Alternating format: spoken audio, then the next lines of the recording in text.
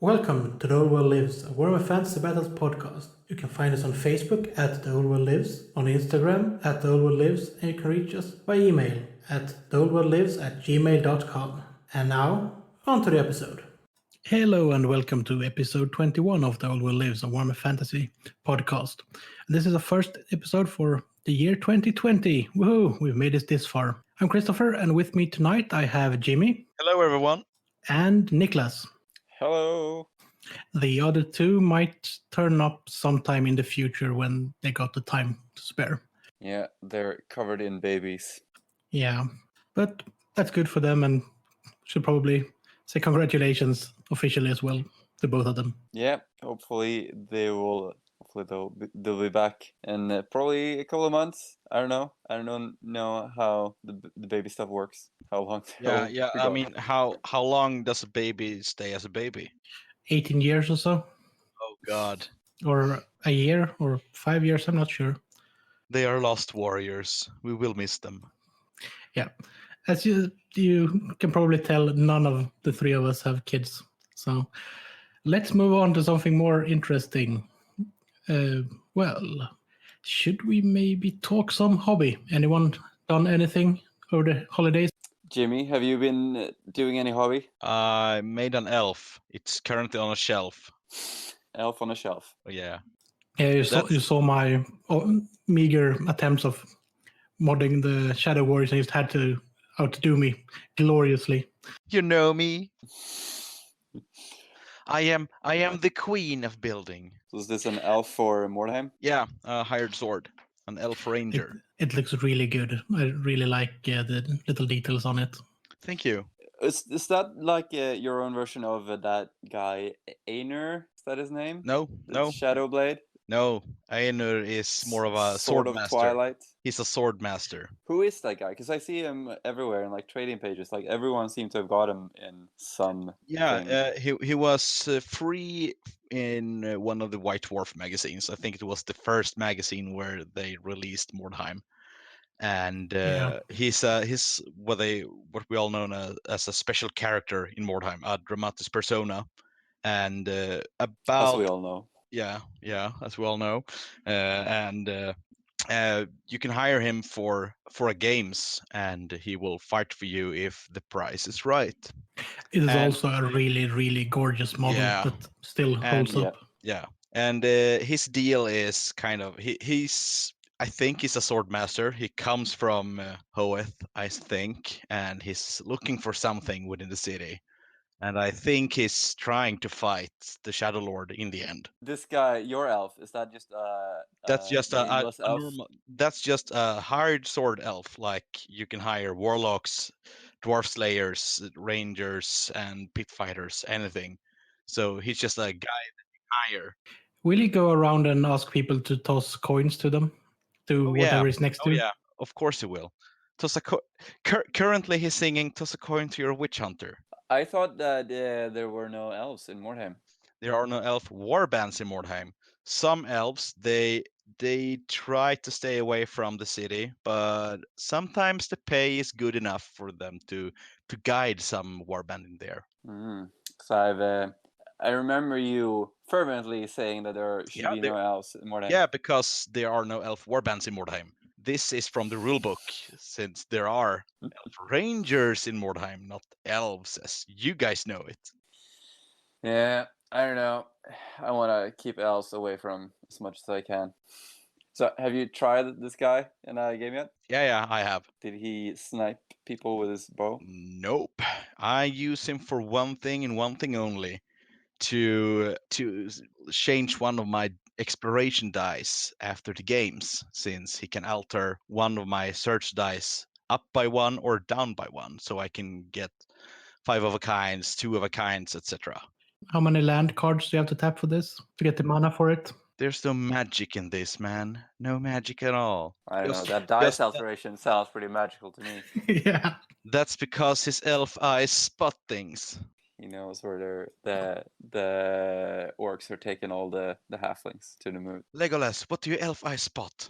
See, not spot. Sorry, someone has to be the Krell of this.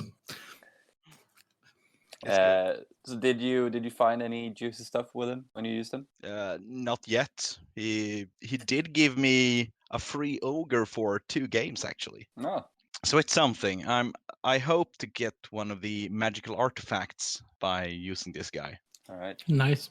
So, for those who don't know, there's a link to Jimmy's Instagram in the show notes for this episode, as all episodes. But that's where you can see glorious photos of all his miniatures and all his battles that are not going up on the Old Live page. And his Instagram is the Phoenician. That's spelled in a nice way. It's spelled in the wrong way because the right name was taken already. That's also why we say it's in the show notes. Yeah. So you can click on it.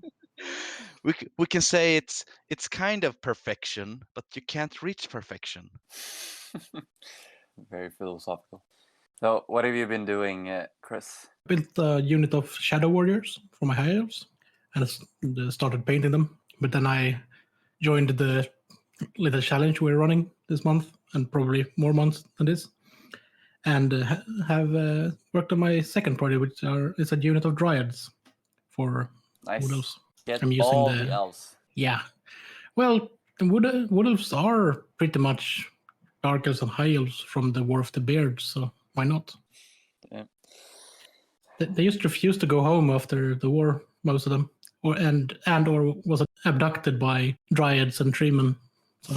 Yeah, I like the Wood Elves. Yeah. I like that, like in the War of the Bear, that they're also just elves that don't want to be part of this pointless war. So I think they are the most sensible elves of the 3 kinds of elves. They are the elfiest elves.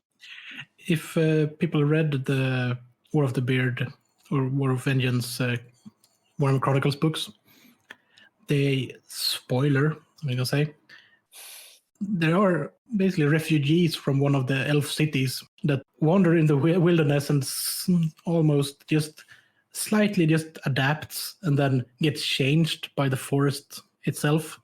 And then in the end, the forest just kidnaps them after they've killed enough dwarves. Yeah, I wish they would have explored the other Wood Elves a bit more as well, that live in the other forests. Yeah, like the north of the Empire, and there's even some Kislev as well. Even in like the 8th edition book, they used to focus like a lot on the what's the forest even called? It's all in Atha-Loren instead.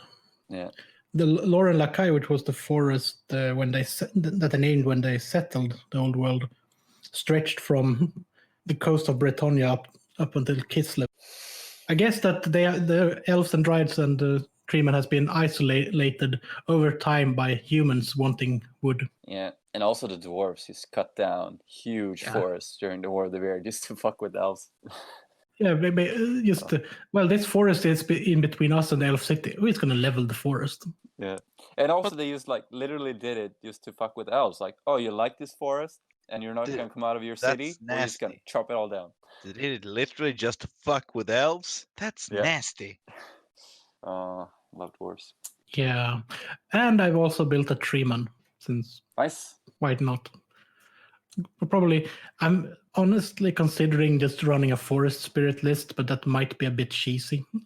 Not in a shooting way, but just having a fuckload of walking trees beating up people. Do it. Well, it's a lot more fun than just having a lot of archers and trying to stay out of range and just shoot people. My list is only night goblins. Of course, your list is going to be only trees.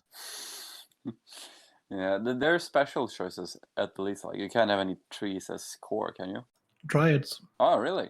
Dryads are core, treekin are special, and treemen are rare. You can also have a treeman as a lord and a dryad as a hero choice. Oh, didn't know that. Yeah, awesome. Go for it. Also, you can use the Altar Kinder that gives the elf lord and hero the forest spirit rules. So you can technically use those as well. There you go. And I think the Wild Riders are forest spirit as well. Yeah. Because obviously, dudes riding whatever they're riding in the new models are tree enough, right? Yeah, and now you also know exactly how to use them after our in-depth Tactica of cavalry. Yeah, it's going to use them as usual, just run them right into the largest block of spearmen and just hope they'll survive. So, Niklas, have you done anything, or have you just been on holiday? I have not done much. After I finished my dwarf army, I have not done a lot. I have my slayers, and I started painting some flesh on them. Then I did not continue. I've been really slacking off. I'm getting a second Galloper gun soon. So once I get that, I'm really excited to paint that up. And then Nice. I'll do my slayers at some point. And then I got some dwarf characters left to paint as well. And then I have my new chaos army that I have not started painting at all, which I will probably not start painting in a while, which is good. I think I'm gonna wait with them a bit. He said and started painting them 2 weeks later. Probably. You know that we are running a monthly challenge to paint stuff. You can just join that one. Yeah, I should have painted like a core unit now, but I just don't really have the mojo to start them yet. And also I already have 2 full-size armies that I need to use more. Like I haven't used my Kislev near enough that I want to, so I just need to play more before I can justify getting a 3rd army done. But how about making a Lord or Hero choice and finish it before the end of February? Just convert it a bit and make up a story for it. Story not mandatory. Yeah, I do have that guy on the demonic mount. That could, be fun. Speaking of, should we just move on to our challenges? Yeah, I'm done. Yeah, go ahead. That's been notified on Instagram and Facebook, and that we've been talking about in previous episodes, we are running challenges this year. And the first bigger one, the 2-month one, is our Lord and Hero conversion challenge. And we got a few people that has joined already. And this is basically just to celebrate the hobby, this challenge, because there will be some sort of prize in the end. I was going to leave this really open because, truth to be told, we're still trying to work out what the prize will be. It might just be with sending Krell over. We're not sure if he can find the time. But the details can be found on Facebook. The challenge is just to convert and paint a Lord or Hero choice of your choosing and making, and try to make it as cool and as flavorful as you can. Preferably, it should be rules legal.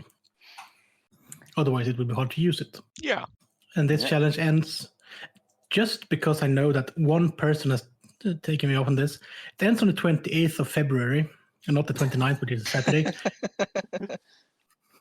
And that is because I want the Saturday so we can actually get all the photos taken and posted to our Facebook and Instagram, so we can collect them and make sure they get put in a gallery and judged properly. That is a good plan. Yeah. So if you sit on the Friday 28th and just feel like I really need to finish it, remember that there are quite a lot of time zones, and there will not be quite a long time before I call the challenge on that day anyway. Yeah, I'm really looking forward to all the entries. Otherwise, you can do just like the usual things I do. Start painting about 6 or 7 hours before it ends. That'll make. And then you still end up with like 400 painted goblins in that time. So. Yeah, I mean, when Niklas visited, I was painting heroes during the night between our first and second game. Yeah, and you were not done when I came there. You failed the timeline. I know. Don't be like Jimmy, everyone. Finish it on 28th of February. Or if you are being like Jimmy, just finish it and send it in, because we don't know. But you have to send in a photo when you start the project, because we have to know that you're actually painting it at this time. So it's not like a 4-year-old project or anything. And if you haven't decided yet, you still have like more than a month to go. So get on this competition. What you don't have more than a month to complete is the monthly challenge for January, which is a core unit of your choice and edition of choice, because we don't really want to restrict our listeners to the same narrow-minded 6th edition that we do. Hell, we are not even restricted to 6th edition sometimes. So you send in your core units, the backbone of any army. It'll be a good way to start 2020 as well. Yeah, and currently I've seen people posting Corsairs and skeletons and whatnot. I know that at least 2 of us in the podcast are working on stuff, so we'll see What happens there? This one won't have a prize other than the glorious reward of actually having stuff painted and challenging yourself and completing something. And this ends on the last day of January.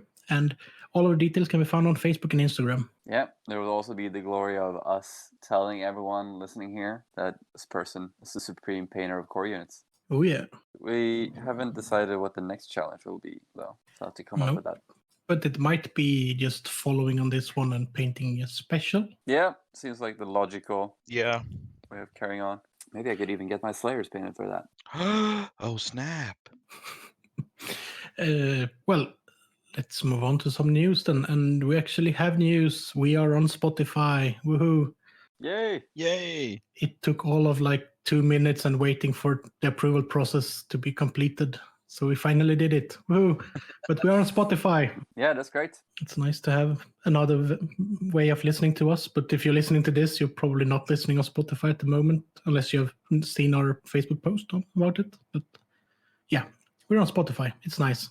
Yeah, it's more universal than the other things, I would say, because people have Spotify before they have Podbean, and we're on the Apple iTunes thing, but that's only really on your phone. Spotify you can use on like all the platforms, or your computer, on your iPhone, on your Android. Yeah. Also, it never hurts having another way of listening to us. Yeah. So, wonder what Jimmy's doing, because he's so silent. Yeah, Just sitting there. I wonder what doing I'm nothing. doing. I actually found some bits on the table, so yeah. You got distracted. I've been piecing them together with blue tack. So what are you building now? I found my Nightmaw model from Forge World and a tentacle arm from the Chaos War Shrine, and it's like, this will fit perfectly onto this. So you're basically making Primaris Marines at this point. Yes, exactly. Also, what model does a tentacle not work perfectly on? I would say Purple an elf. Primaris Marines. It would not go well on a Chaos Space Marine. Right. Because But we all they know are- soon Chaos Space Marines will be obsolete because there will be Primaris Chaos Space Marines. The Well, logical slightly. conclusion. I think they are upscaling them, so it's not a stretch actually. It's gonna happen. It's gonna happen. Fabius Bile is working on it, so it's gonna happen. Yeah. He's been working on a lot of shit during the years. Like when he made those blood mutant, blood angel. Yeah, but that wasn't written in the codex. In the codex, it says he's working on a Chaos Primaris Space Marine, so it will happen. Yeah, I'm just gonna 1, that's dumb. 2, let's move on to Pointy Elves instead. Yes, please. So, Niklas, what are your thoughts about Pointy Elves? Yeah, so Games Workshop said that they're gonna release normal-ish elf instead of sea elves and Snake elves. snake elves, and what other elves do they have now? Elves that ride some sharks. Yeah.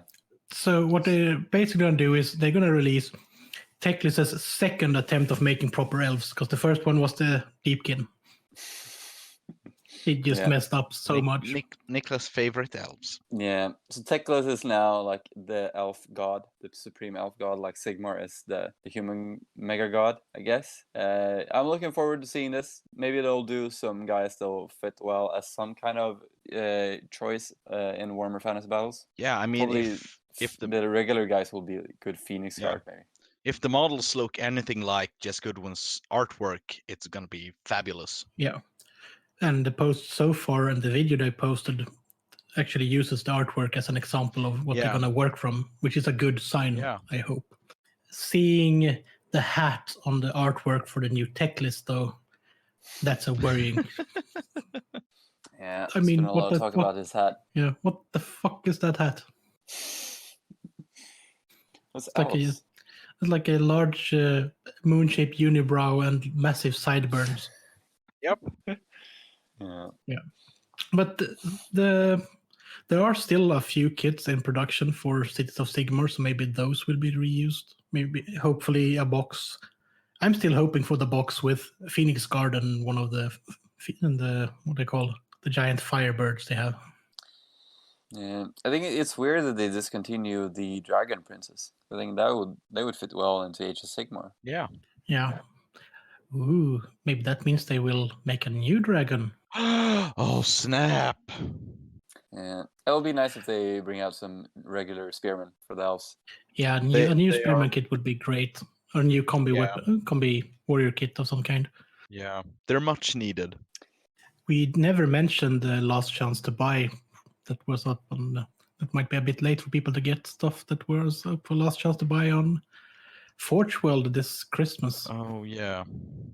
Yeah, the Skin Wolves. That was a shame. Yeah, and dragons. And wolf rats. Yeah.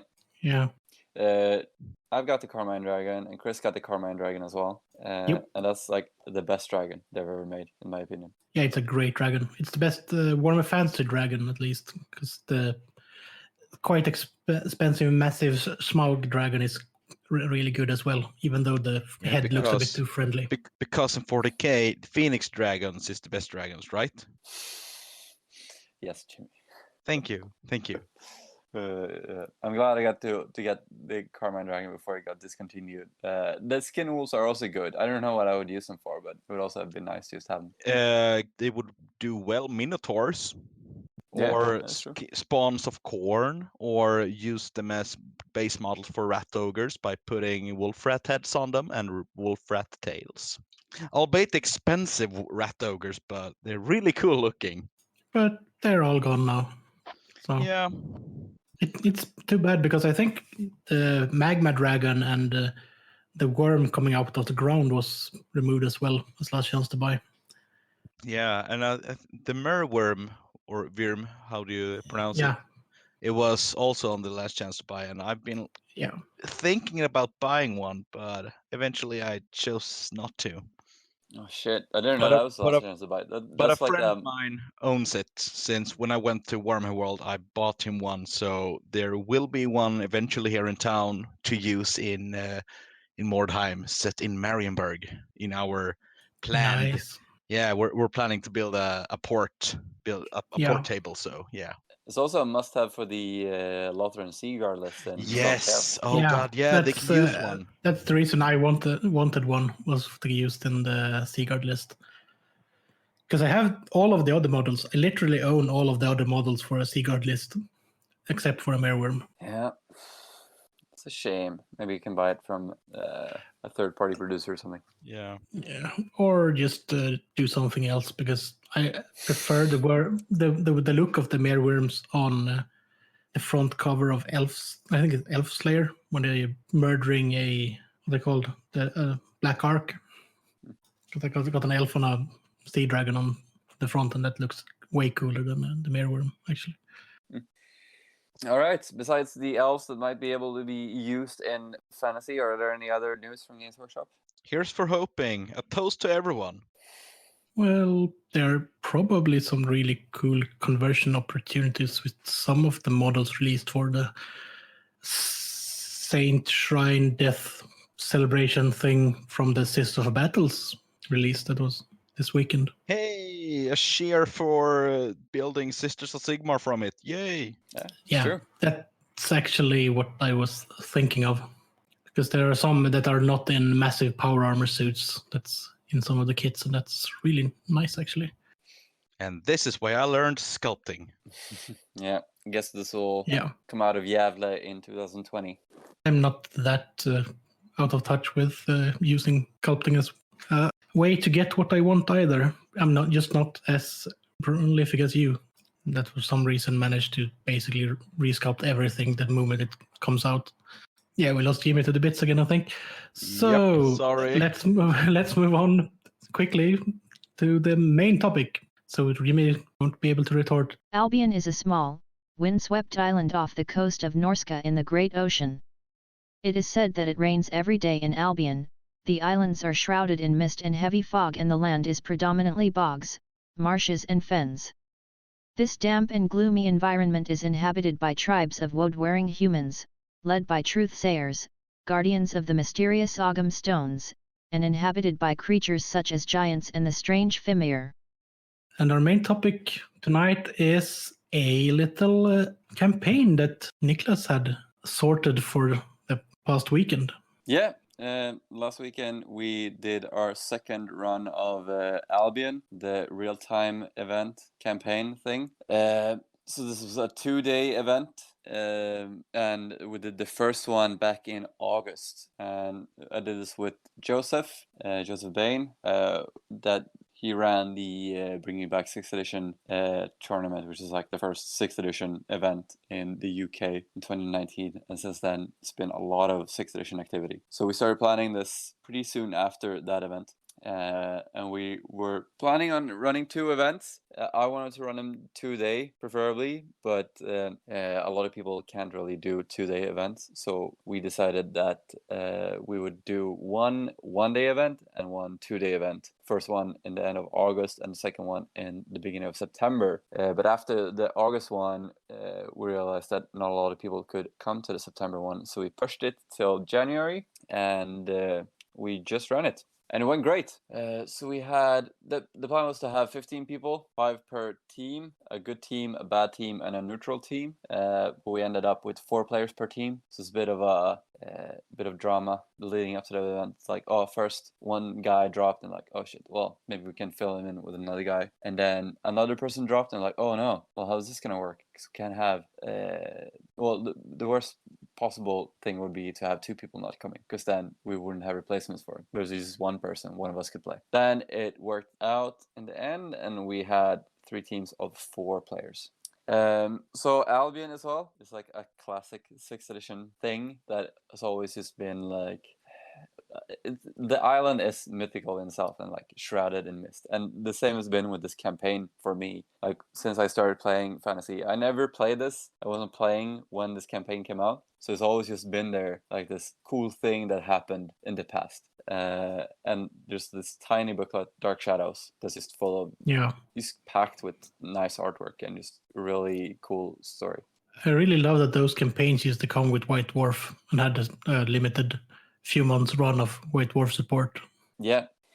So it's always been like a really cool setting that I would like to do something with, and I think this was a very good way of just squeezing everything out of Albion that you would like. Because otherwise, like the alternative is like just playing a battle and saying it's on Albion. It doesn't really feel like you'll get everything you want from that. Or you can do like a long campaign at a club. That won't really work for me because it's just so hard to organize like campaigns with like 8 people or something, even less, just like 6 people, just to organize that, to have everyone come there at the right time. And so probably some guy can't make it, or you just want to play a regular game, you don't want to keep track of all the points and stuff, and it will take like half a year or something. So doing it as a campaign over a weekend, you'll get a lot of mileage out of it, I think. So the main thing with Albion in this booklet is like you have a map of Albion. So we drew a map, and then there's a lot of locations on it as well. And then you have the Dark Emissaries and the Truthsayers. They're like these agents that are recruiting armies to come and fight for them. And then another big thing about Albion is the weather chart. It's really cool. When you play battles on Albion, it can rain, or it will rain, I should say. It's more of how much it will rain. Yeah, pretty much. It starts as a light drizzle and just gets worse. So we wanted to bring all this together. So we used this real-time system that some Danes came up with for Warhammer 30k, the Horus Heresy, that we all play as well. So I've been to a couple of these events, and I fell in love with this real-time system the first time I tried it. So it's like playing a real-time strategy game with your army markers moving on a map, and then you also play battles. So yeah, Joseph's brother made the map and printed it out in this really big sheet, and then we had to introduce a 3rd faction to make the system work, because it's best balanced with 3 factions. So we used Fimir as the 3rd neutral faction, which I think is a fitting race, because like no one really knows whose side they're on, so neutral is good, and they also fit in well on Albion, because they're just these mysterious creatures covered in fog. That's a good way of using them. The other one would be using the tribesmen themselves that live on Albion, right? But yeah, that's true. Why did you just?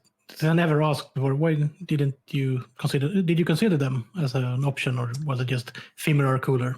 The tribesmen are on the map as like if you go to a native area, your guys get attacked. But I think also like, so the story of Albion, like it was created by the old ones, and then it was populated by humans, and humans there were really smart. But then like most of the population just degraded, and they just got dumber and dumber over time, except for the truthsayers that passed on their knowledge in like this. What are they called? The druids of Celtic culture. Like they are the wise men, and then these guys just stayed smart and passed down the knowledge of their forefathers. But then like the main population just turned into savages pretty much.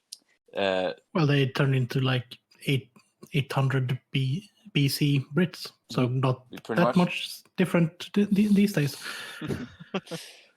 So yeah, like the indigenous population is the truthsayers, the short answer, and then like the dark emissaries are coming from outside, and then the Femir, it's not really known like who they are and what they're doing there, because the Femir were kind of written out of Games Workshop's fluff because they raped too many people pretty much. Yeah.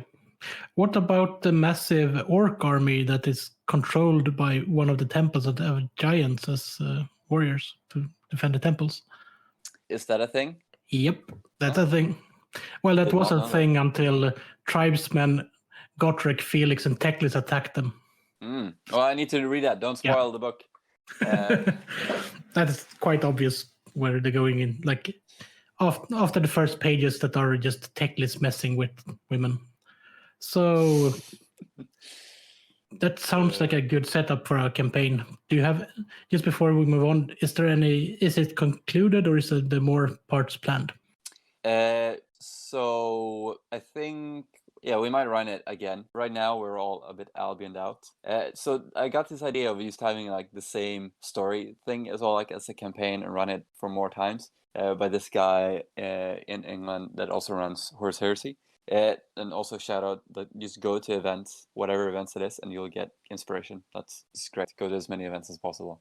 So this guy, he put a lot of effort into an event that had like a really good story, and then he ran this event 3 weekends with like a weekend apart, and just ran the same thing and invited new people to each of them. And I thought that was a great idea, because then you could spend more resources into making this thing really a good experience, and then just run it multiple times for new people. Because otherwise, if you would just run an event one time, then you could only do so much for it before it just turns into like too much work for one weekend. So now we put a lot of resources into it, and we got the map made, and we got the system down, and we got experience with it. So we can easily just do it again. Oh, we also made terrain for it as well. So you can easily just say like, oh, we're doing another Albion, and everything is already prepared, and can just come and play it. So yeah, I think we're gonna do it again. Probably not in a while, maybe next fall. Another thing with us postponing it from September to January was a really good thing, that the British January weather corresponds very well with the Albion weather chart. So you Fair get enough. a good feel. How about real-time event using real-time weather? Yeah, just play outside and see what happens. Eh? Exactly. Oh no, my troll is floating away on the table. It's made of metal. Tough luck. Tough luck. You should have brought river trolls. Yeah. Oh, crap! The lightning just hit my table. Probably haven't used these many metal models. Thankfully, Skaven slaves have a brass rod. So, will you be using the magic items that were devised for this campaign in the future, or are they pretty much banned? we use them in the game actually. So on the campaign map, there's a bunch of locations connected with roads. You can only move between these roads. So on the Albion map in the booklet, there's a bunch of locations marked out. So you got the Great Ogam, of course, Bella Hat, which is like a settlement for natives, the Citadel of Lead, Fort of the Old Ones. So 4 of these were like special locations that would give you bonuses. The Great Ogam would give the team that held it got +1 to cast and to dispel magic like on the entire island. So their entire army got buffed. Then there's the Giant's Causeway that would spawn a giant each hour, so a maximum of 2. And then you have the Citadel of Lead, which was just a fortress. And if you held the fortress, then the enemy would have to try and dig you out of it. And then we had the Forge of the Old Ones. And the Forge of the Old Ones spawned you a magic item from that list every hour. Nice. So you could get a Power Fist or a Storm Shield or Lightning Claw or a Allspec, Power Armor, Flamer. Yeah, just in more fantasy-esque terminology, but that's what it is, yes. Yeah, it's glorious. It really is glorious. So let's move on to the event. Tell us all about it. Yeah, so as I said, we had 3 teams of 4 players, and they got on with the event. So the enemy, the bad guys were starting on the west coast of Albion. The good guys started on the east coast, and then the neutral team started in the north. And it's really funny. So we set up like group chats for the teams so they could discuss what they were going to do. And some teams just said, like, oh, yeah, this is a fight. And then the good teams had some really nice planning in the beginning and plans for the entire event. Like, okay, we need to hold these locations and then try and push out from them. And this is who will move there first, and then so on. And then they just moved onto the map, and they all started fighting pretty fast. So it takes 10 minutes to move from location to location. And after like half an hour, everyone was engaged in a battle and started fighting. The weather, we rolled each hour on the weather chart, and that would affect the entire island. And at first it stayed as a light drizzle, and then some fog rolled in. And that meant that you roll an artillery dice, and then you multiply that by 3, and that's how far in inches you see on the battlefield. And what happened in the beginning was that the neutral team took most of the northern part of the island, while the good and evil team were fighting in the middle. The good team got beaten back, both by the neutrals and the evil team in the beginning, and just barely held on to the Argam. The fight for the Argam stones went on for a long time, until the good team got reinforced and took it. But the evil team were capturing a lot of the island and also fighting neutral at this time. And the good team, they got hit back on the east coast by the neutral team. So basically, neutral and evil were locked in a battle in the middle, while the good team fell back. But after the good team had fallen back and recuperated, got some reinforcements, while the neutral and evil team were locked in combat, they took advantage and you spread out through the gaps in their lines and took a large part of the island, like the entire east coast, and then they were stretching up north. And that's kind of where the first day ended. So neutral and evil was still fighting in the middle, and the good team had seized a large part of the island just by virtue of no one else being there to stop them. And this is the thing, like the first event we ran was just 1 day, so it takes a while for people to just get a grip of the strategic system of the real-time event. Because at first they'll at least move like, oh yeah, I'll just move to be in combat because I came to this event to play Warhammer. But like there's a lot of strategic planning behind how to get in combat. So like at the end of the first day, people got in a grip of the system. So I'm really glad that we ran this as a 2-day event. So the day after, the neutral and the evil team, you split off and launched a big counterattack against the good team. And the good team were just holding on for dear life and just fighting all day, and there were like just endless fighting that day, and really cool movements on the map. So you could really tell that people had got a good hold of the system. They knew what they were doing now, and trying to outmaneuver each other. And the good team were slowly being pushed back now by the joint effort of the neutral and evil team. Neutral were still in the lead from the day before, when they seized most of the northern part of the island, and they would score points every hour for each location that they controlled. But the good team were scoring more and more points, so it was getting like really close now. And also the neutral team suffered a lot from the weather, because it just kept getting worse, and it ended in a thunderstorm. And a thunderstorm, both players would roll a die, and then whoever rolled the lowest in each player turn, one of their units would get hit by lightning. So the weather was just awful. And it was also -2 to any shooting attack, and artillery could only fire on a roll of 6. So this is Empire player, like 3 war machines that really suffer from this. So they were slowly being pushed back. The Argam were pretty peaceful at the start of the day, and then the evil team pushed over there and pushed the good team off it pretty fast, actually. And then the good team were holding on to the territory that was before their main base, so they were really being pushed back. And it ended up in this really cool battle on a table that was like a beach table. So this guy brought a map that was a beach, and so like half was water and half was land. It's a really nice map. It was like a D-Day map, wasn't it? Yeah, pretty much. Well, any beach is D-Day in wargaming, right? Yeah, fair enough. So the Empire players were defending, and they were kind of far back on the map, and they set up like this massive artillery bunker. And then first a Beastman army came on the short table edge. They had to run all the way over to them, and then a Vampire Count army came and joined the Beastmen, and they were fighting against these two armies along the beach, really bloody fighting. And in the meantime, another Chaos army, a Siege army, moved around and outflanked their army and came on from the table edge next to them. So we had two Empire armies just holding on, like the last battle of the day against three armies, and eventually they fell back just as the day ended. And in the end, neutral won. I think the score was like 131 to neutral, and 128 or 29 to good, and 119 to evil. So it was a really close campaign, but in the end, like the early games of neutral helped them win, I think. And also the fact that good wants to fight evil. No one really focused neutral, I guess. And the armies they were fighting, there were two Empire players and two Dwarf players on the good team. One of the Dwarf players was playing the Slayer army list, which is great to see. Yeah. Nice. Yeah, and unfortunately no pirates managed to find their way to the island. It would have been fun. And the evil team had 3 Chaos players, 1 Siege, 1 Beastman, and 1 like a mix between Beastman, I think mostly Beastman as well, and then 1 Vampire Council player. And the neutral team had a Dogs of War army, a Tomb King's army, an Ogre army, and an Orcs and Goblins army. Fitting.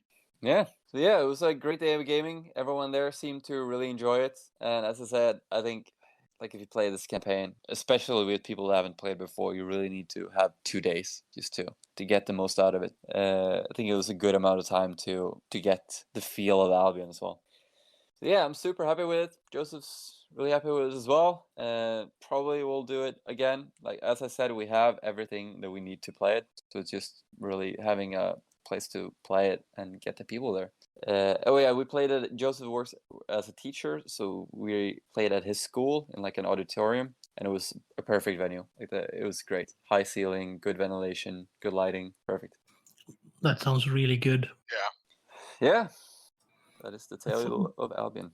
Sounds like a good campaign. So I guess people had a lot of fun at least, which is the most important thing. Yeah, I see people seem to really enjoy it. Yeah, if I host it again, some of you guys will have to come over. Yeah, you just have to host it when we are actually over.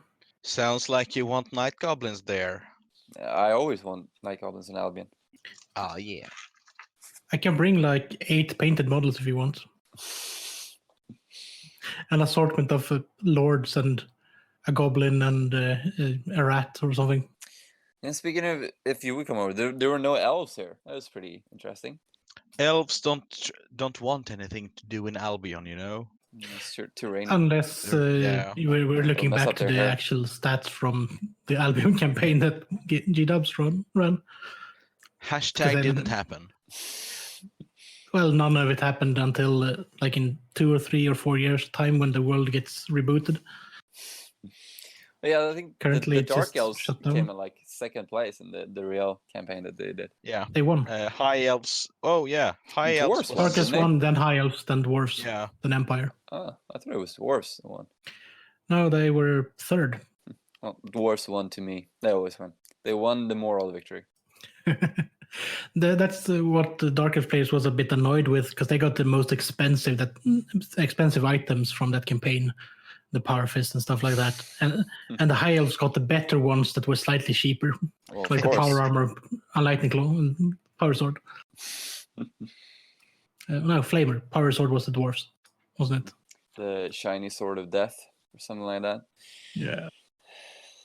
It's a sword that is enveloped by power field at least. So, yeah. Yeah. Niklas, if you were to run another campaign using this system, would you do something else than Albion? And if anything else, what would you want to do? Good question. So I think Albion is so good for this because first of all, there's already a map with a lot of locations, and it's like a good size to have armies move around it and have features on it. Instead of if you would have like say in the middle of the empire, then it would just feel a bit like there are no features. An island is nice because How about Lustria? yeah, that's a very good idea. I was thinking about that as well because you also have a map there from the campaign that did there, Conquest of the New World. But the thing with Albion is so good because it's a neutral island that no one holds, and the system works really well for just armies claiming neutral territories and then fighting each other. But Lustria could also work, definitely. Sounds a lot like another place I know of south of the Empire.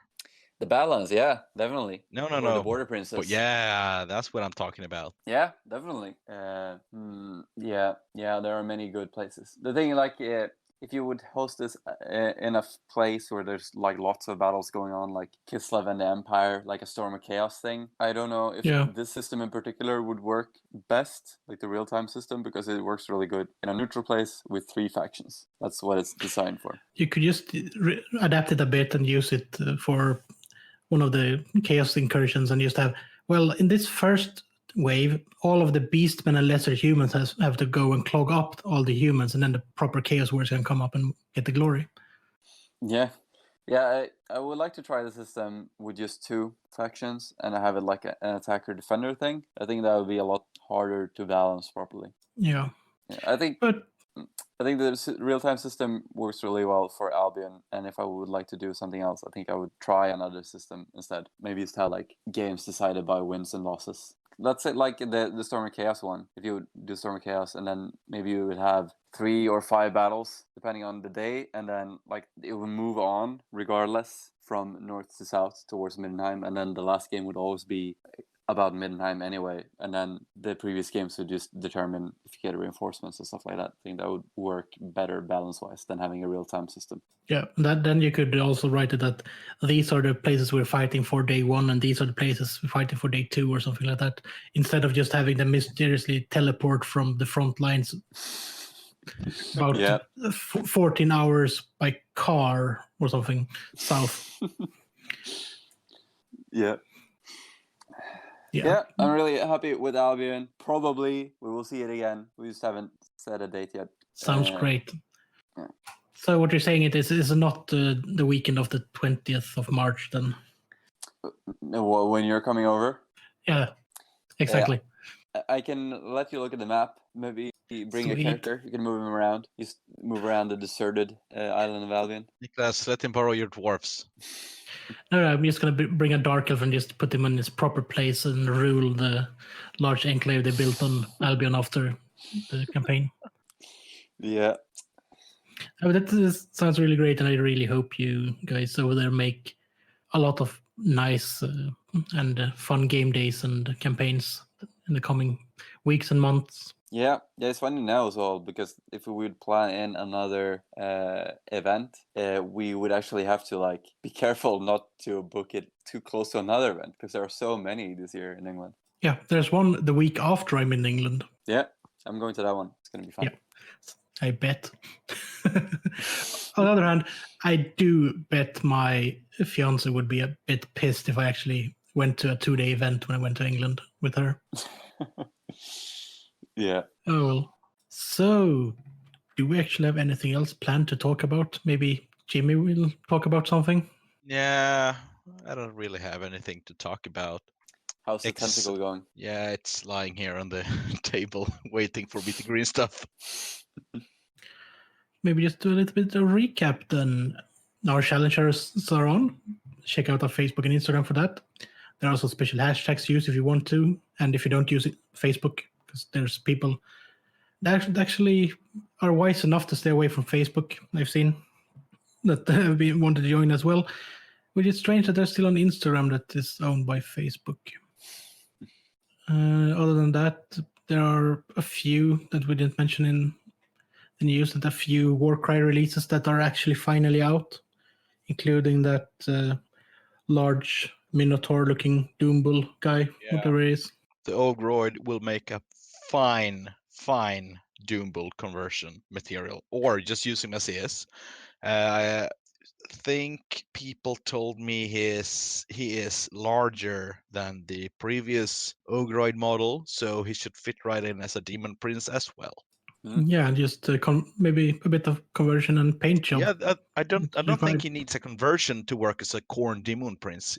He can No, go but as if he you want is. to use him for something else, But yeah, I Doesn't have to would be most Khornet. likely. He looks Khornet if you ask me. yeah, I'm not. So, yeah, but someone else might. You never ask me anything, Chris. It's just And because when I you get do, so upset and when you do. do, you disregard everything I say. So finally getting me. Yes.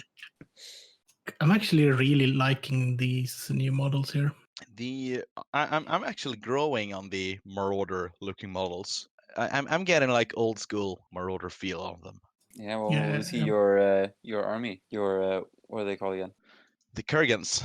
Yeah, the Kurgans. Well, we'll see Yeah, them. they didn't release any new Marauder models, so we'll see when.